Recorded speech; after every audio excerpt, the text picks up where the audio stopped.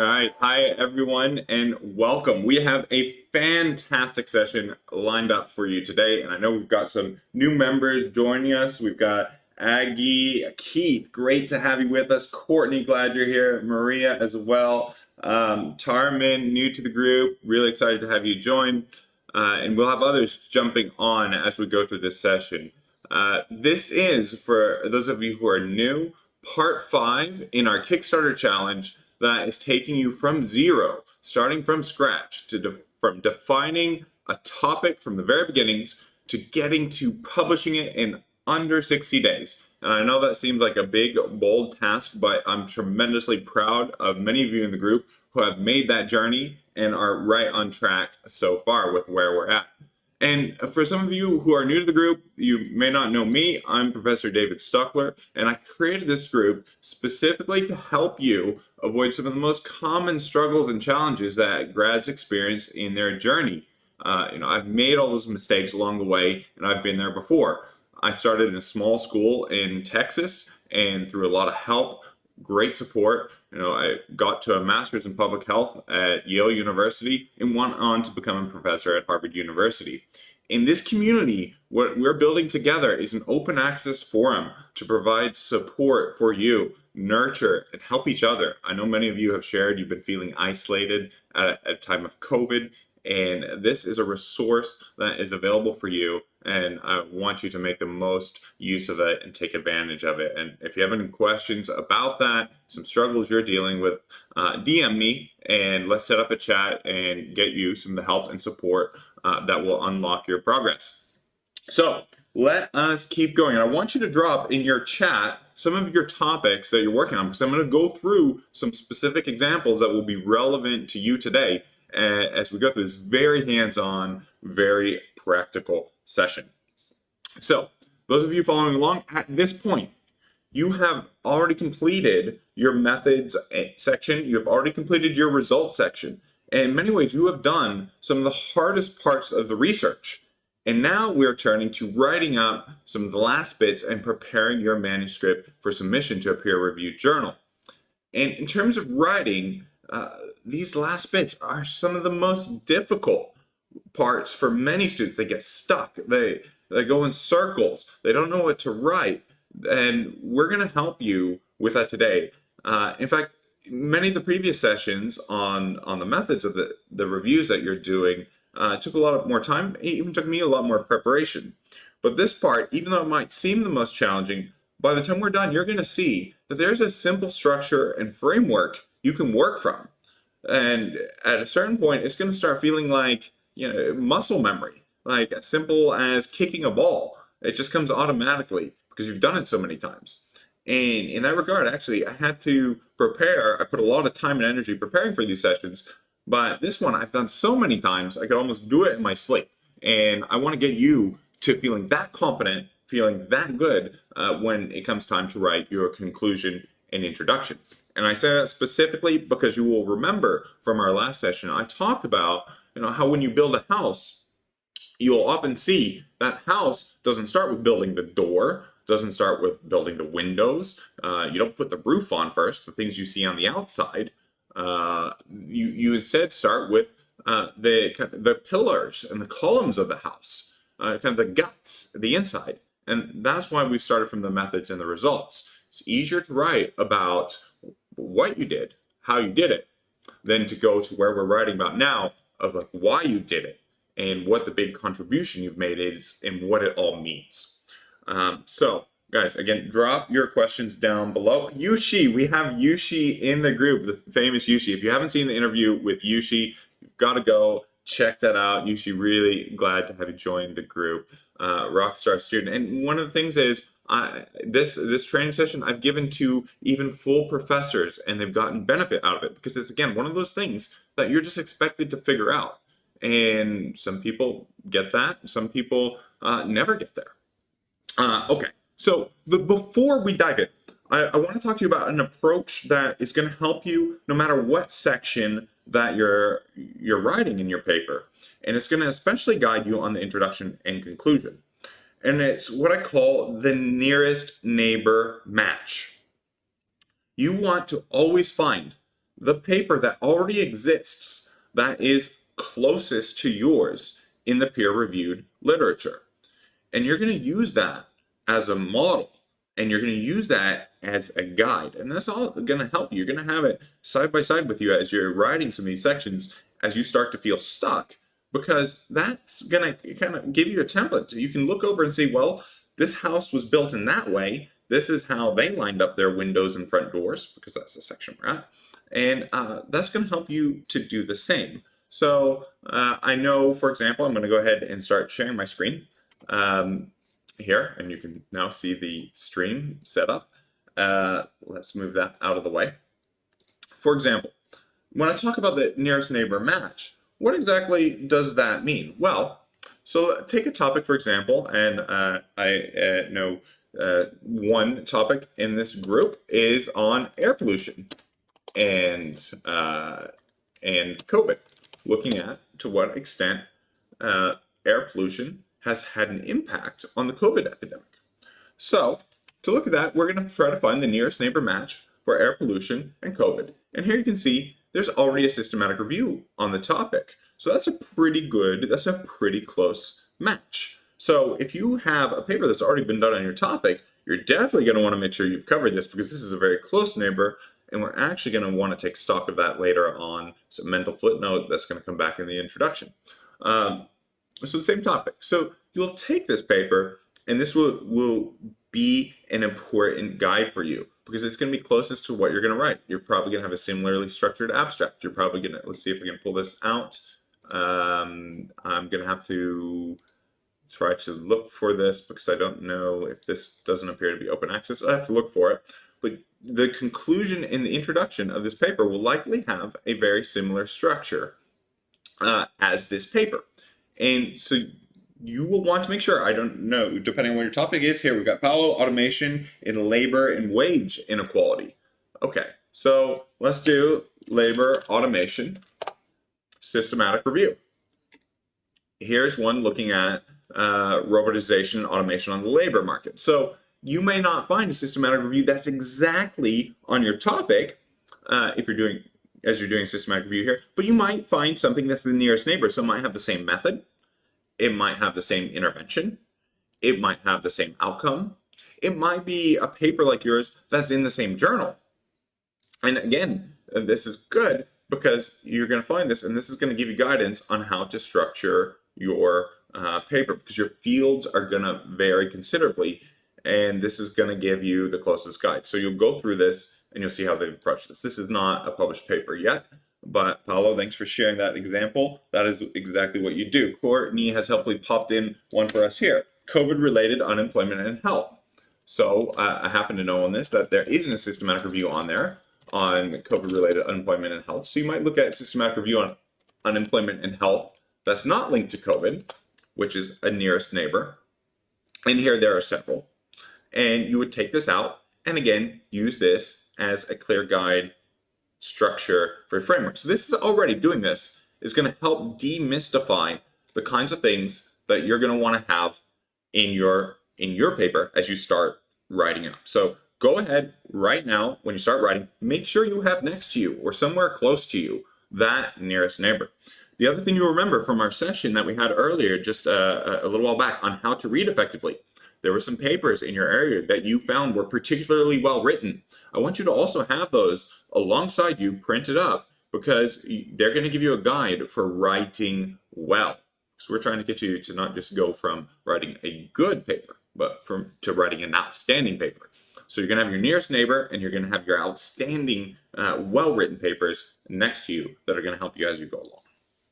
Okay, lockdown measures on mental health. Yushi, that's another really good one. So the same thing. There's probably a lot that you can find on lockdown, systematic reviews that have been done. You can find systematic reviews on mental health. Maybe there's already one on that topic. And so I encourage you, all of you, if you haven't already, find that nearest neighbor to your paper. That will inspire you and will help give you a clear vision. Okay, speaking of that clear vision, so let's talk about now what that structure of a conclusion looks like, because I know this is one that can cause just so much frustration. And notice, we're not starting with the introduction. We're going to the conclusion. The title of this session is that way for a reason, because right after methods, results, go to your conclusion. We're saving the introduction for the very last. That is the hardest part to write. So look, when I first started as a graduate student, I just kind of went linearly. I started writing my introduction, tried to write my methods, and it was a recipe for endless frustration. I had to rewrite that introduction probably like 6 or 7 times before I got it right. And it just ended up kind of being disjointed and a bit wonky, and I should have saved it for last, but I didn't know. So I don't want you to make that mistake that I did. And Tarman, thanks for popping that in construction. I'm going to try to take on as many of your comments as I possibly can going forward. If I miss some, apologies. We can also chat afterwards. Okay, so a conclusion of your paper, right, has a very, very similar structure that can apply and be general across fields. And it really looks something like this. The first part of your conclusion is just going to be recap of what you found. That's it. This is really going to be about usually one paragraph, and you're just going to succinctly distill all your results that you just wrote up into a paragraph. You know, our study found that it's going to have some language like that. So, you know, our analysis finds evidence that something like this, and it's just a few things to unpack. Think of it, if you could even summarize this yourself, right? If you want to write this paragraph, remember we talked about the peer system in writing, right? The point of this first paragraph in the peer, and if you're lost on peer, don't worry. It's a writing system that's going to help you. We covered it in the last session of the guide, so go back and follow that. But those of you just joining us, your first sentence of a paragraph is your topic sentence, and it makes the main point of what that paragraph is about. So this topic sentence is going to be, well, you're just recapping the evidence that you found. You know, we found consistent evidence. We didn't find any evidence of what we tested. Right? Your main thing in relation, your main point in relation to your research question is coming here at the top. Now you may have a series of sub findings, so you want to have here. Think of these if you're going to construct a mini outline for this paragraph, what your key findings were. So you might have a key finding 1, key finding 2. So taking Courtney's example of unemployment and health, suppose we found that found evidence that unemployment, you know, was detrimental to mental health. Right, that might be your key finding. Then you might explain it and say this was this association was particularly strong in men. I'm just making up results here to give you an example of how the writing would go. However, we did not find this effect among women or something. So you're going to just really, this first paragraph, it can really be a sticking point for people. Just recap what you found, and that should emerge straight. You want to make sure your key things, the things that really you found were the most striking in your results, you want to be right here in this first part of your conclusion. And again, guys, pop questions if you have them. And I'm going to go through, and we're going to actually look at some real papers afterwards, and you're going to see this structure that I'm sharing with you is remarkably common. It almost just transcends the literature. These are, you know, it's almost like, you know, if you are making a carbonara pasta, I'm in Italy at the moment, so you're getting Italian cooking examples, that carbonara pasta, if it's done in a correct Italian way, will have bacon, it's going to have pasta, and it's going to have pecorino cheese. And not much else. It shouldn't have any cream, shouldn't have any other stuff. If not, it's a pasta, but it's not a carbonara pasta. Italians are very fussy about their pasta. So, in this thing, there's just some core ingredients you're going to find in every well-written conclusion. And so, I'm going to tag to this video this outline so you don't feel like you have to scramble to take notes. I'm going to give you an outline that you can use in writing your conclusion and introduction, and a checklist to make sure you've got all the right components in there. So, second paragraph. It's always going to be in a conclusion. I like to put this paragraph second, and that is the study limitations. Now, this is your opportunity. Think about it. Think about it. You know yourself. There are all these weaknesses in what you did. This is your opportunity to get your cards on the table.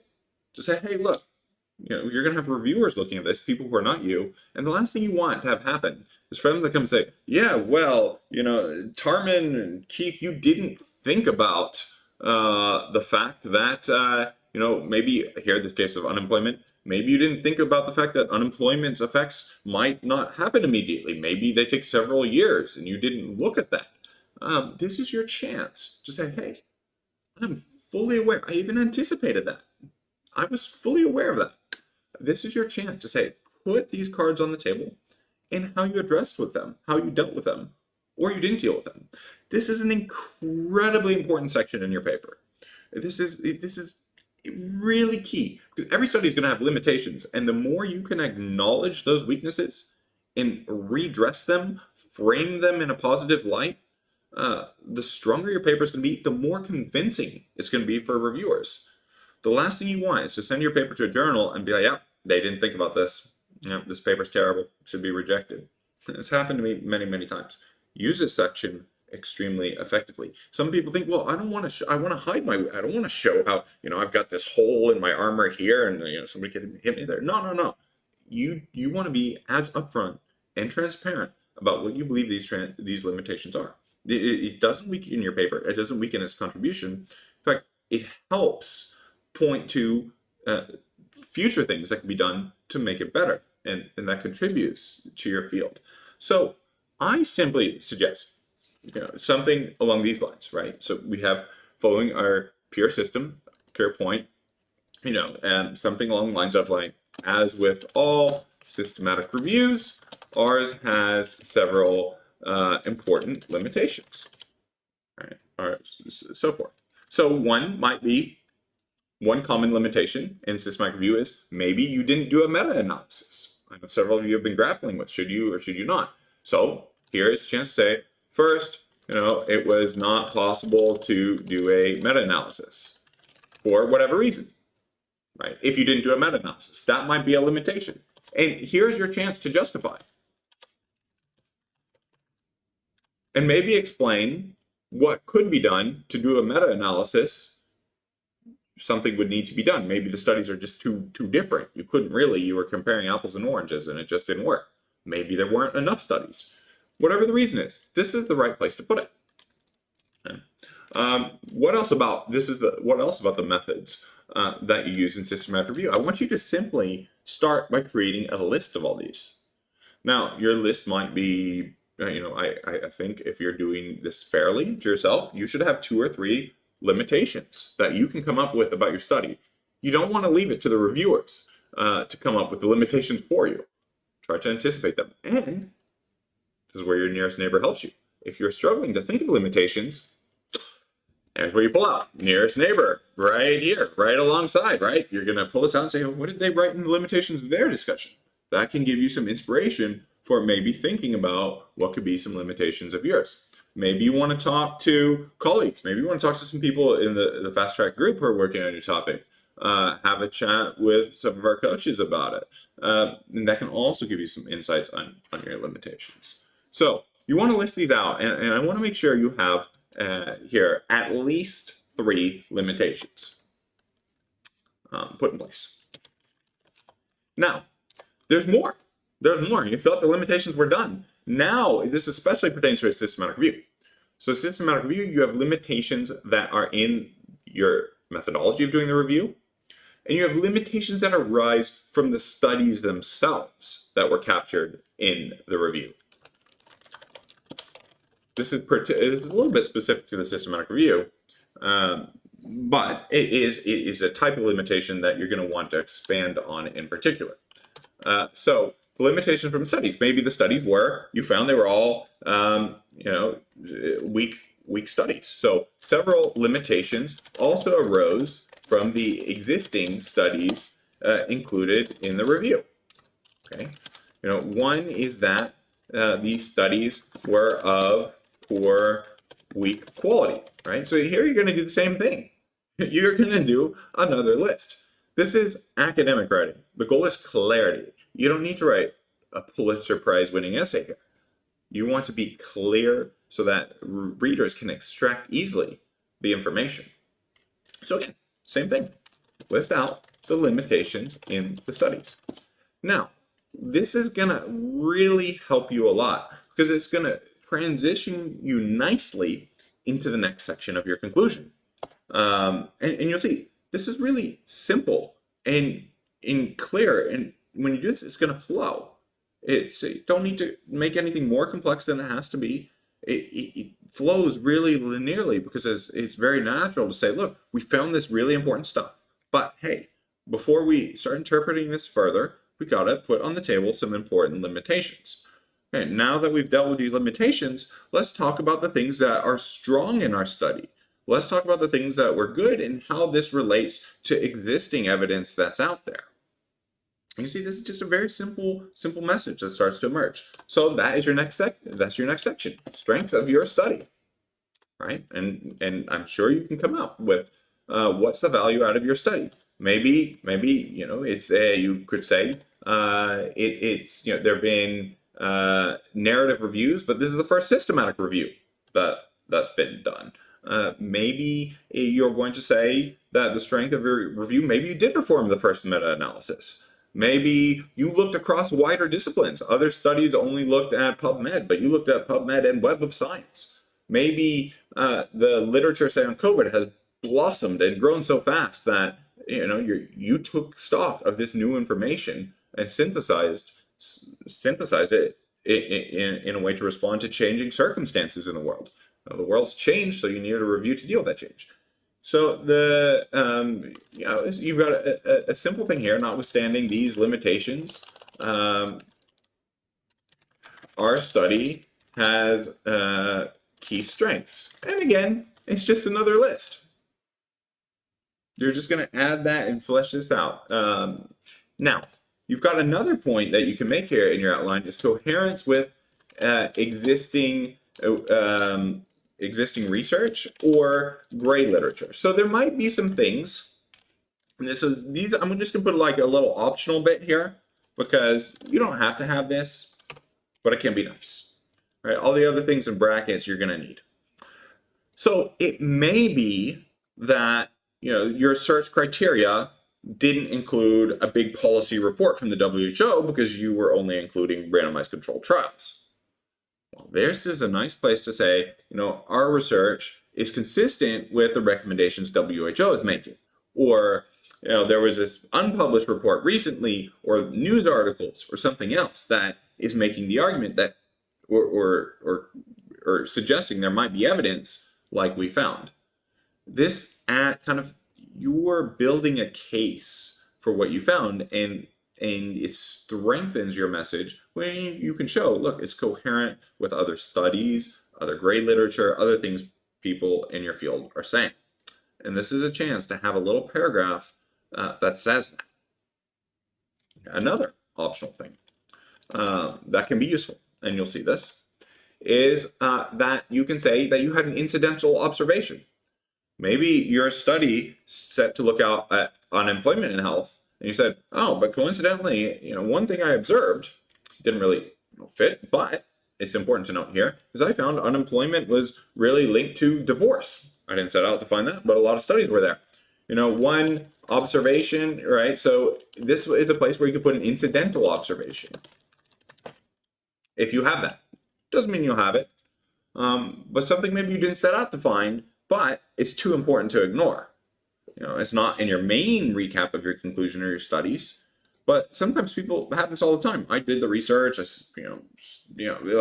penicillin was discovered by accident in the lab. I accidentally stumbled across this really cool thing that people need to know about, but I don't know how to fit this in my structure, in my framework, in my conclusions. This is where you put it. A paragraph on incidental observations. So, although our study focused on the mental health effects of unemployment, we also observed a series of studies reported that job loss was linked to divorce. This is an important potential avenue for future research. Very simple. You don't have to go into it. You just point, hey, well, we couldn't deal with that here. Yeah, we discovered penicillin, but somebody else is going to have to write the paper on that. This is where you drop those incidental findings. And that's going to be helpful in the future because you're going to come back and say, in this important review study, Jeremy and colleagues said that future research needs to be done on this. And that paves the way for your future research on exactly that. So in some ways, what's nice here is you start actually rolling out the red carpet for the next study you're going to do, creating a research trajectory for yourself. So, speaking on that point, the future research, now is your chance. This is going to be included. The implications of your study for future research. Now, future research can enter at several points in your conclusion. You might say that your review couldn't do a meta-analysis and maybe future research needs to do a meta-analysis. That's fine. You can tuck that here.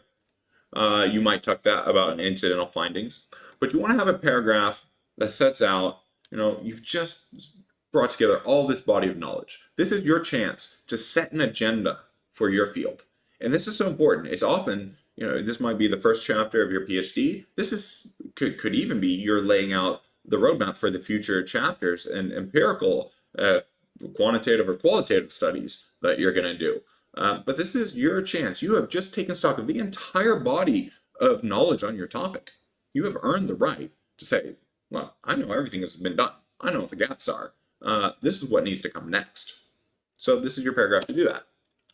Our systematic review points to several promising directions for future research. Points and directions is a little bit redundant, so points to several promising areas for future research. And what are we going to do? We're going to keep this simple. Just list it. You cannot go wrong. If you have doubts on how to write something in these sections, make a list. Simple. Simple. No one's going to come back to you and say, this English was badly written, this is poorly structured. No, the structure is pretty clear, pretty formulaic. So just list the future research areas. And then finally, this I'm going to put as optional, but it's commonly there. The implications could be for practice or policy, right? So, right, some of you may not have this. For example, Paolo mentioned was looking at labor market automation. Maybe no one's looked at what the consequences of labor market automation are for labor market inequalities or income inequalities. And if you see that gap, which one of the great things systematic reviews do is it helps you really focus and see what the gaps are, what things haven't been done that have high value for your research. You want to get that here. But maybe that review on labor market automation didn't have enough to say about how people feel like their skills are less valuable and so forth. Maybe there wasn't just enough for policy. That's okay. But it's possible there could be. So this is your chance to do that. Okay. Guys, if you have any questions, Anita, great to have you join us. If you have any questions on that, pop it in the chat. Because what I want to do now is not just have you take my word for it. I'm going to show you a series of systematic reviews that have, you're going to find these elements, these ingredients, right? These components of the carbonara, right? They are all there. So let me go through an example here. So here's one by one of my famous postdocs who's now a brilliant professor at LSE, Pepita Barlow. Let's just go straight to the conclusion. And you will see all these elements there. Discussion. Our systematic review highlights a number of important findings. And lo and behold, we have a list. Simple, clear writing. Next paragraph.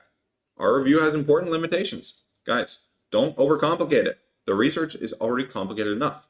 Your job is to take that complexity and make it simple and accessible for others. And what do we have again? A list. Future research. Several important gaps in knowledge for future research. Right? This is a very clear topic sentence. You know when you read this immediately what this paragraph is going to be about. So clear gaps here. And here talks about some of the weaknesses of the study, right? Things that came out. And another weakness of the study, the studies in the set didn't look at these things here that were important to include. So clearly identifying stuff for future research.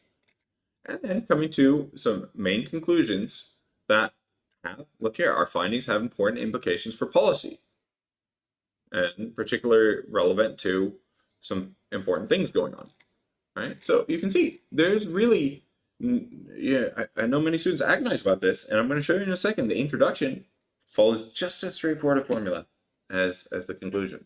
So this is one example in Obesity Reviews, which is a nice journal with a high impact.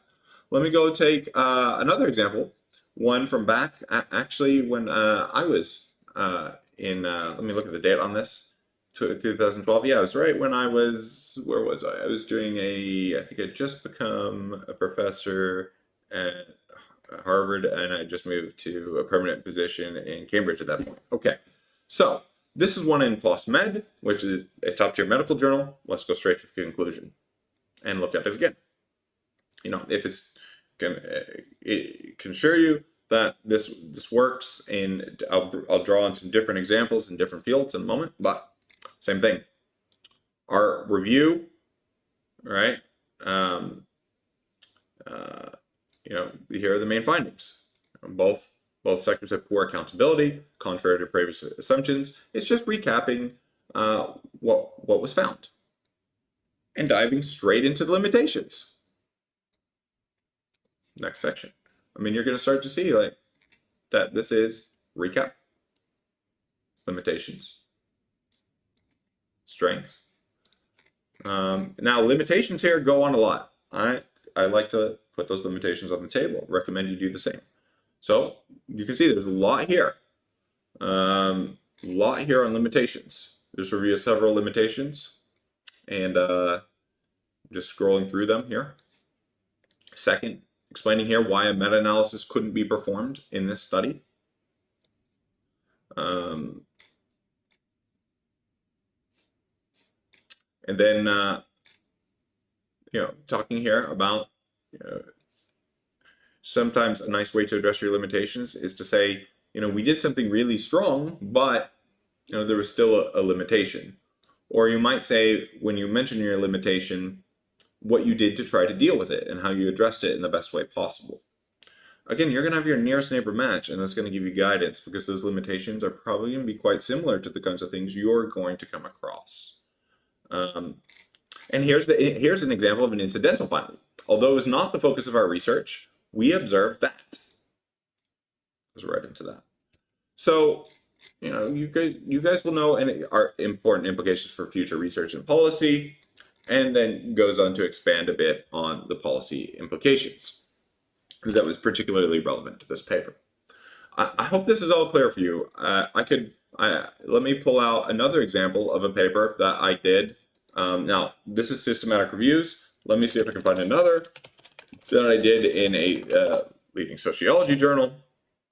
And I'll show you again here, taking an example from social science, because I know we got an interdisciplinary group. Let me go straight to the conclusion. Here we go. Same thing. Our analysis indicates that. Here, going right in and summarizing our findings. And the structure might differ a little bit. This one goes and interprets the findings a little bit faster, and starts contextualizing the findings here and what they mean, goes into faster, but also then goes right into limitations. All right, so this one inverted the order of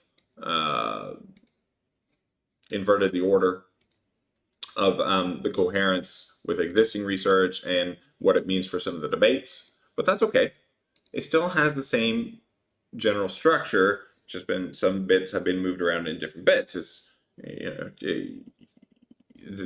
that you're going to find, and you're going to, I tend to prefer the structure of putting the limitations cards on the table first and then interpreting what it all means, but there are differences. And so this goes on for a while and keeps going on here about limitations.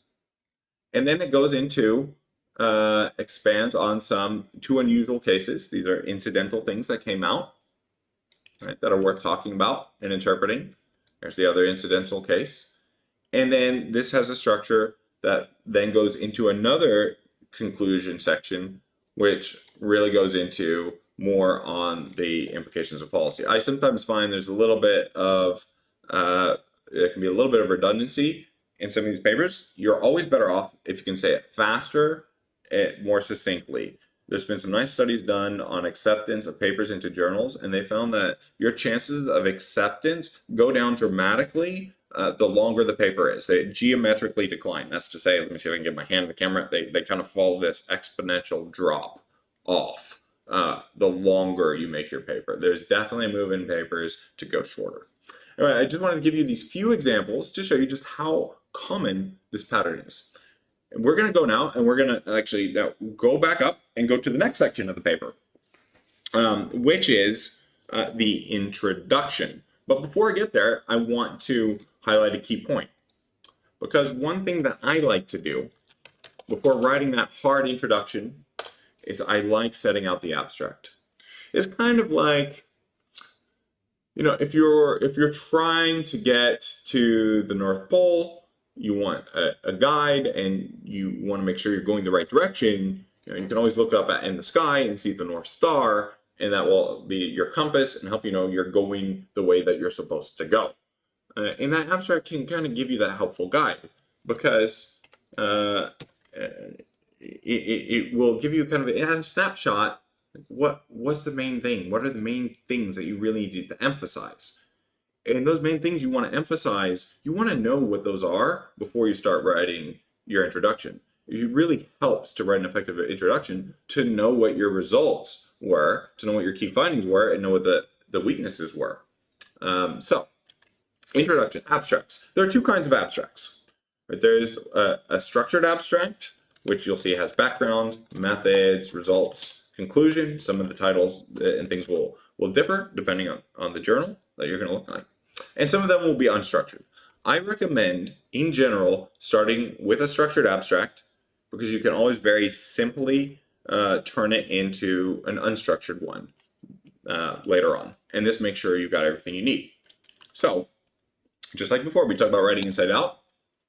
Write the methods first. So, you know, we performed and I can't spell, performed a systematic review of X databases, maybe it's called MED, whatever, and studies, say something about inclusion, studies were included based on X, right? This yielded X studies, of which Y were eligible and included in the final sample, right? There should be no mystery here on how to write your method section in this case.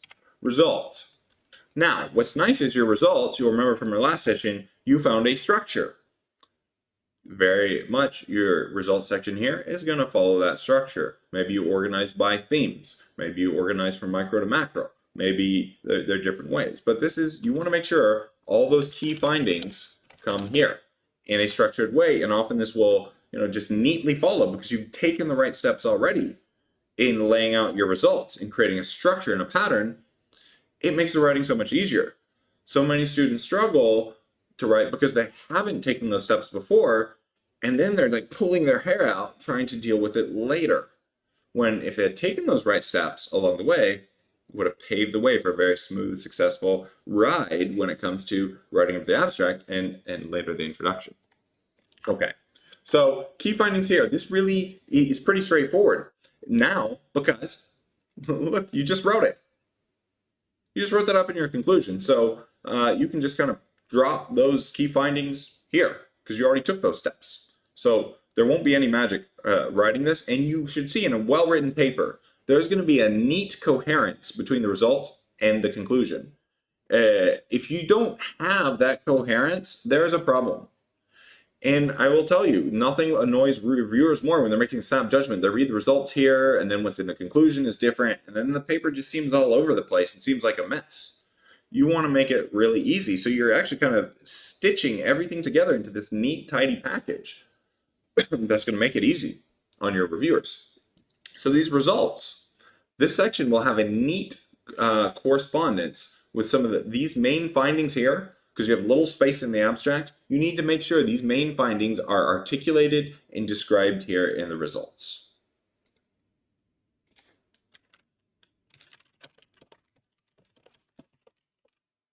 Okay, conclusions. This is, again, our study found X. And if you had an implication for future research, it might be, future research is needed to Y, or implication for policy, or contextualize it. This is going to come from your discussion section. You have the chance to pick the best bit, what you think is the most important. If you're in the elevator with somebody and you want to explain to them what your study points to for the future, what do they need to know? Is the biggest thing, in your view, the implication for practice? Is the biggest thing implication for research? That goes here. You don't have a lot of words in your abstract, so you have to be very choosy. And by having laid all this already out in your conclusion, this enables you to pluck the best bits. Finally, background. All right, this abstract is like a mini snapshot of the paper, and the way you write it is exactly mirroring the way we're writing the paper. Background. This is important, and this is going to be the first part of your introduction. And the background is, very simply, why are we having this conversation now? Why are we having this conversation now? Why do I want to stop my busy day and read your abstract? What's going on? Maybe it is, right? There are concerns that air pollution has increased the transmission and spread of COVID. Just coming up with something here. Yet, the existing studies are highly mixed and vary across countries. Here, we performed a systematic review of the literature. Your background is almost like a mini introduction. What does it have? It has the 3 key elements that your introduction is going to have. Right? It's going to have, why are we having this conversation now? It's going to have, what is the gap in knowledge that you're trying to fill? And it's going to have, what did your study do to fill this gap? Right? Very simple. Very simple writing. Simple, clear writing. Why are we having this conversation now? What's the gap in knowledge? What did your study do to fill this gap? So give yourself this North Star guide. I suggest putting just kind of 2-3 simple sentences up here in the background. Because now it's time, now we are ready for the dreaded introduction. So the introduction, like the conclusion, the carbonara conclusion, not trying to alliterate, just has several C's. Why are we having this conversation now? What's the gap in knowledge? What did your study do to fill this gap? It's the same. It is exactly the same. And it's meant to be that way. It's meant to be simple. Let's go look at a paper and I'll show you that this is what happens. So let's come back to a paper we just looked at in the conclusion. Here we go. One long-standing debate in global health is this. Well, there's a big debate. That's pretty clear. We're having this conversation because there is a big debate going on. Okay. So that is part 1. That is the first ingredient, the debate. What is the second part? The gap. We need a systematic review to inform this debate. We got people on both sides. It's hard to resolve. We need a systematic review to kind of tell us, what does the evidence show? And what do we then do? Part 3. We did a systematic review to take all the data available. Right? That is the core of the structure. The rest are kind of outlining. It's like you say in the conclusion, this paragraph's about limitations, and the limitations go on 2-3 paragraphs. That's fine. But the core of the structure is, why are we having this conversation now? What's the gap? How did you plug that gap? Let me look at another example to show you. Just how this follows. Here, I've got another paper. Here, the story is regional trade agreements are increasingly promoting growth, but there's concerns that they have impacts on health and well-being. And so setting up, this is just saying, why are we having this conversation now? Again, there's this big debate, something that's not well understood. And this is going on to explain some of these links between trade agreements and health that haven't been looked at, using the figure. And in explaining these things, saying that these are speculative links that haven't been well studied. So they come to the gap is, here's the gap. Comprehensive understanding is limiting. And so that's why they did a systematic review. Go through another example. You go through a lot of these examples and you soon start to feel like a broken record. Let's look at, we've got famous Yushi in the group. Yes, I will definitely address that. Thank you. Good question on tenses. That is a very good question on style, and I will definitely cover that. So here's a great one. There's concerns about the spread of misinformation. Okay, before going too far, I got to clarify. There's a lot of confusion conceptually around what that is. Got to clarify what that term is. Right, and this has a micro to macro framework, and then comes right into here. You're going to see the same ingredients here. Gaps in the evidence base. Right, there's limited understanding, and to address this gap, we do a systematic review, and then a paragraph explaining what you did and so forth. So I hope this is clear. I mean, I can go after paper after paper, example after example. These are 3 essential components of your introduction. You get these right, and your introduction is going to nearly start to write itself. So, examples. Why are we having this conversation? There could be a big debate. And so a big debate structure is often going to go, there's a big debate. On one side, some people are saying this. On the other side, some people are saying that. The gap is, there haven't been any reviews, right? What's the gap? Maybe lack of reviews, mixed studies. Maybe that gap in knowledge is going to be mixed, they're contradictory. Maybe they're weak quality. Maybe they're out of date. There could be all sorts of things, or the limitations of existing things that have been done. This is your chance to say the gap in knowledge. The flip side of the gap in knowledge is for you to specify what value does your study add. So, for example, some of you have said, well, there's already a systematic review on my topic. This is your chance, by specifying the limitations of the previous studies, to say what your study is adding. One thing, a note of caution here. It's very likely when you talk about the previous studies that the editors are going to go try to find reviewers for your paper. They're going to find reviewers from your introduction. So you want to find a nice balance, and this is just a strategic tip. You want to find a nice balance of not trashing everybody who came before you, because that's not going to make for very friendly reviewers. You have to think about their psychology.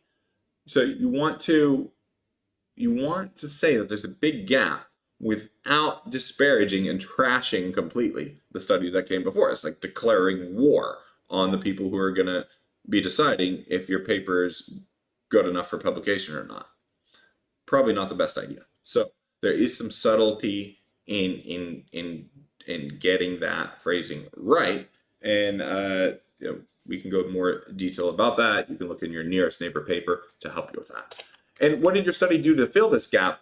This is where you get to sell the sexiness of your study, right? What was so important, right? Maybe you looked at disciplines that hadn't been looked at, right? There are many examples. Maybe you took the up-to-date studies that hadn't been looked at.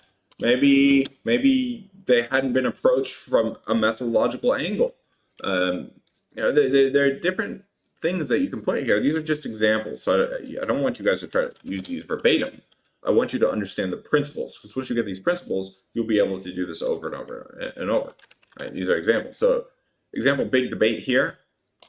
there might be a big debate. Another type of story here, there are concerns that this is another, like there are concerns, there's the speculation, but it's not really clear what the evidence shows. Sorry, this is example 1, this is example 2, and there are only a certain limited set of kind of stories that happen in introductions, right? There's a big debate. There are concerns that everybody thinks this, but there's been recently some emerging studies saying, hang on, wait a second. Like, this happened with Vioxx and some drugs that were discovered to have problems, right? That there was, hey, this drug was passed, but there's some early signs that there's some side effects that weren't accounted for in these drugs, so forth. So there are limited kinds of why are we having this conversation now pieces that exist in science in the contribution, right? One example is everybody thinks this to be the case, but nobody's been able to show it. That's another kind of contribution why we're having this conversation now. So guys, pop in your comments and thoughts in the group, and I will take them on. I want to go through another quick couple examples of introductions just to hammer this point home so it's crystal clear to you. And then I'm going to cover Okunlula's great question about tense. And then I'm going to cover a last formatting checklist step to make sure you don't make novice errors when you submit your paper, because that's where you're going to be next after taking these steps.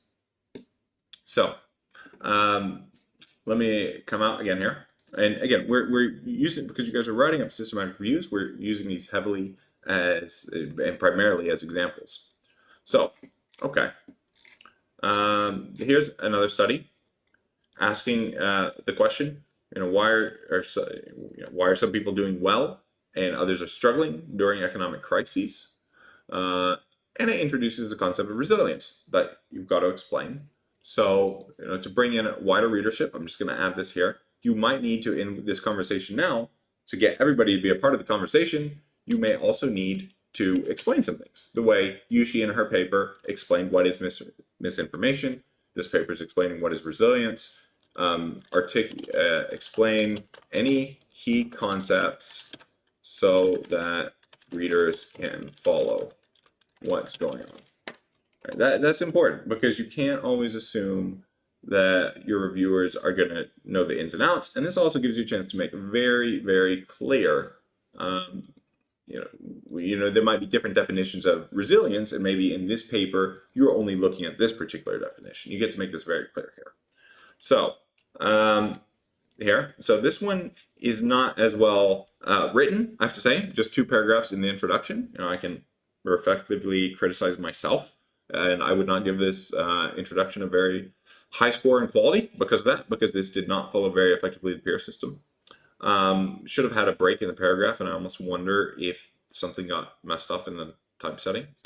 But here there's considerable, you get in the same structure, all these ingredients are there, right? There's considerable research, but the evidence remains unclear. You're going to have that gap sentence in there somewhere, right? It's unclear. So the study aimed to plug that gap. So guys, I will challenge you to find a well-written introduction, or even a poorly written introduction that doesn't have these fundamental ingredients in it. Okay. Okunlula, really great questions here. I'm really glad you posed them. So, can you address the issue of tenses under each section? Okay, so I want to address another thing too that I like to do that comes up in speaking about language of causality, because that's another one that comes up in using language and can be a sticking point. So, in general, whenever possible, use active voice. So, are you guys all familiar with the difference between passive and active voice?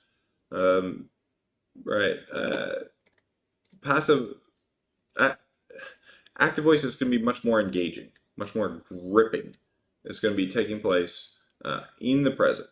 Whereas when you start going into and you start looking at passive voice, right, you're often just, you know, you're not, you're not as it's not as present. It's not as in your face as passive a voice. It's like, um, right. One example would be, right, the pitcher was throwing the ball. Okay, that's passive, right? That's not what you want. If you want something that's active, right? If you start saying these things like, well, you know, the ball was thrown by the pitcher, it's kind of roundabout, right? But if you instead say, um, I threw the ball, or if you want to keep the same third person tense, to say the pitcher threw the ball. I find that active voice is much clearer, it's much more engaging, and that's important because in the introduction, your goal is to engage. So I find it especially important to use active voice in the introduction, and I think it fits because you're talking about what you did. Often you might use, literature has moved to using more we in introductions than before. This is gonna again vary by your field. You'll often see in very hard sciences they're often very passive voice, very third person. But I want you to be good writers, and I don't think the journal is ever going to kick you out for writing clearly and using active voice in talking about what you're going to do. Right? Because why are we having this conversation now? Why does that need to be passive? One of the biggest debates in the field is, right? You don't need to say, there are concerns that these are things happening now. We're not talking about 2 centuries ago. Say, what did you do? Here, our study did this. So I think try to be active here. In your methods, you might slip into more passive voice. So, our review was performed, but try even there, you can try to be active. So, Okunlola, in answer to your question, when possible, throughout, try to use active voice. You're probably going to end up with more active voice in your introduction and in your conclusion, right? Same when you talk about your limitations. Ours has several limitations. You can very easily use active voice when you talk about the implications of your study. There are several directions for future research. Points of future research. You can use active voice again. I hope this is all clear. So if passive voice is gonna slip in, which happens in a lot, you'll see papers published even in very good journals with a lot of passive voice. I want you to use more active voice though, because it's not even enough at some stage. I want you to not just get in journals. I want you to have an outstanding paper that gets cited a lot, gets to be a point of reference in the field and looked at. Because just because a paper is published, that's not necessarily the end goal. It might feel like the goal now, but as you get on in your career and you get further, you want to publish papers that become landmark papers, that become reference points in your field, that get looked at again and again. And you give yourself a big advantage by making things clear and engaging so that reviewers can get the information they need and see all that hard work and good stuff that you produced at a glance. So I hope that helps. So what is your take on citation in introduction? Absolutely. There is a general pattern that happens, and this goes back to our talk about reading and expertise, where experts will go with the gist and novices will go with verbatim. So you will often see experts often will have fewer citations in their introduction than do novices. And this is just a very, very general pattern. And that's not to say one is right or the other's not. It's just the experts can kind of really sell and engage and only need to draw on a handful of sources to make their case in the introduction about why their paper is important. Whereas novices tend to go overboard and cite everything, and they're sometimes even encouraged to do so to get in the habit of being very thorough and avoid plagiarizing anything, which is also fine. I think use citations where it's necessary. Sometimes I see novice people just starting out, they lose their authorial authority by citing away everything. There's this notion of your authority as an author that you construct. And let me expand on that. So here, there's a big debate. This is appropriate to cite, right? What are the different positions in the field? So you want to cite that. There are concerns that important to cite, people who are voicing this. These are things you want to get in there, right? This is your opportunity to say that this is a really high value area, signal to the editors, send this out for review. So, and you want to cite that. It's not just you saying it. You want to get the most important people in your field at the center of the debate to say that, because then your journal is going to say, this is an engaging area in the field. This needs to go out for review. So I think sometimes it's important to know what you're citing for, what you're drawing on the authority and things others are saying, why you're using that to build your case. Gap in the knowledge. Here, probably you're going to want to cite some of these mixed studies. If somebody else has said the studies are, that's a great way to do it. If somebody else said the studies are terrible, cite them. So it doesn't look like you're attacking them. Hey, it wasn't me, it was the other guy. So draw on them. I find that particularly an effective approach. And I'm just going to flag that here. Use others' comments, if possible, to show how weak, to show what gaps are / weaknesses are. That's great. So the reviewers, again, you want to stay on a good foot with the reviewers when possible here. So, what did your study do to fill this gap? Now, this is an area where I sometimes see people then citing and I don't feel like the citation makes any sense here, saying, so our study performed a systematic review to deal with this, and they then have some citations tacked on to that sentence. Well, that doesn't make any sense. It's like, well, did somebody else do the study? What? I don't understand why you're citing that. And I do see that happen. In an effort to be so vigilant and cite everything, you could have lost the purpose. So I want you to cite with purpose. Cite for a reason. And if you follow this structure, right, explaining the key concepts. So and so defines resilience as this, or in our previous work, we defined resilience as that. That's a good place for a cite. But again, know what you're citing for. Yes, so Keith has a great question. And I know there's a bit of a lag between me talking and responding to you here. If a meta-analysis is not used, is it necessary to say, be clear what method was used to synthesize the results? Absolutely. I think the introduction is a nice place to do that. To say, what did you study? We did a systematic review with a thematic analysis or something, right? If you look at, let me come back to one paper where I talked about how it showed that a meta-analysis couldn't be performed. In the bottom of this introduction here, let's see, come here. This said, we systematically reviewed the data and broke it into the following themes. So remember, in we talked about creating the structure for your results in our earlier session in the guides. This is going to be something that you can already foreshadow here. And it really helps to tidy up your paper because you've hinted to your readers, allude to the structure of your results section, because it already foreshadows and helps your reviewers anticipate what they're going to get when they very quickly dive into your results. When I don't do a meta-analysis, you can put that here. There's some discretion. In study limitations, that's often a very good place. You might say it in the introduction and see, but I tend to find that it is fine to put it in the limitations. The reason I like to do that is an analytical one, is to say that a priori, before I did the review, I would always do, if I could do a meta-analysis, I would do it. And I don't know that until I look at the literature. So that's why I don't like to put it in the introduction. But that can go either way. There's no, on that point, there's no right or wrong answer. You can certainly, if you want, a discretion, add to introduction why you didn't do a meta-analysis. Now, certainly, if everybody in your field is doing meta-analysis and you didn't, you probably need to get that up front, because reviewers will just right away be like, well, I didn't do a meta-analysis this paper. Everybody's doing meta-analysis. This guy doesn't deserve to hang out with us, so kick it out.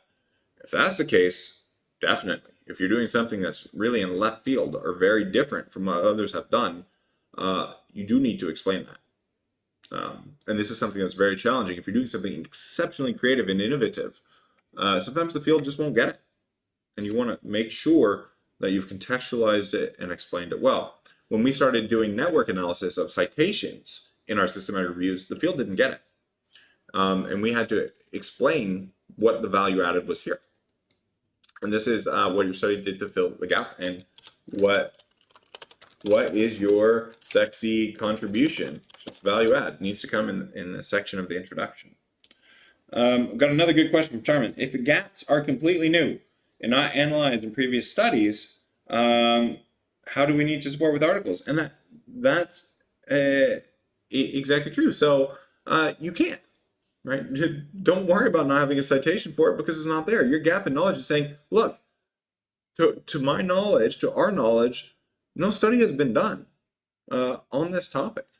To our knowledge, we're the first looking at this area. Now, sometimes that's hard because if you're the first, you just need to make sure that you are very strong on why you're having this conversation now. Because if you don't, then there's a danger that, well, it hasn't been looked at because it's just not important, because nobody cares. So make sure, why do we care is answered up front in your introduction. And then if you can establish that, you have actually set the stage for a very high impact paper. It's like a lot of people care about this, and nobody's even, the gaps in, nobody's even looked at it.